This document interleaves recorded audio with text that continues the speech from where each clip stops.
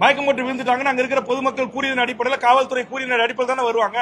அப்ப அந்த டிரைவரை வாய அடிச்சு உடைக்கிறீங்க. ஒரு பெண்ணை மயக்கம் போட்டு விழுந்து மிரிச்சு அவருடைய உள்ளாடல பூரா கீஞ்சு போச்சு.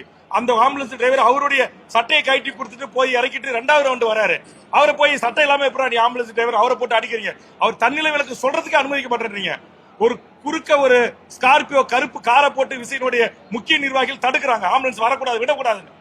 இந்த மாவட்டம் முழுக்க இருந்து 30-40 ஆம்புலன்ஸ் அடுத்தடுத்து வந்துகிட்டே இருக்கு. அந்த ஆம்புலன்ஸ் டிரைவர்கள் அங்க இருந்த செவிலியர்கள் உயிரை பணைய வைத்து ரிஸ்க் எடுத்து வந்து காப்பாற்றினாலதான் 160 பேர்ல 41 பேர் இறந்திருக்காங்க. மீதி கிட்டத்தட்ட 119 பேர் இன்றைக்கு உயிரோடு காப்பாற்றப்பட்டிருக்கிறாங்க. ஒரு 5-6 மாவட்டத்தினுடைய டாக்டர்ஸ், 3-4 மாவட்டத்தினுடைய ஆட்சித்தலைவர் அனைவரும் அங்க வரவழைக்கப்பட்டு போர்க்கால அடிப்படையில் தமிழ்நாடு அரசுடைய சுகாதார மருத்துவத்துறை அங்க வேலை செஞ்சிருக்கு. மாண்புமிகு முதலமைச்சருடைய உத்தரவுக்கு இணங்க, மக்கள் நல்வாழ்வுத்துறை அமைச்சருடைய உத்தரவுக்கு இணங்க அன்பில் மகேஷ் அங்க செல்கிறார். பச்சை குழந்தை ஏறி நின்று விஜயை பார்த்திருக்கானுங்க, வீடியோ எடுத்திருக்கானுங்க. அந்த பச்சை குழந்தை மேல தாடை உடஞ்சிருக்கு, வெளாவலும் உடஞ்சிருக்கு. அதை பார்த்துட்டு அந்த அமைச்சர் கதறி அழுததை பார்த்துட்டு என்ன சொல்றாங்க?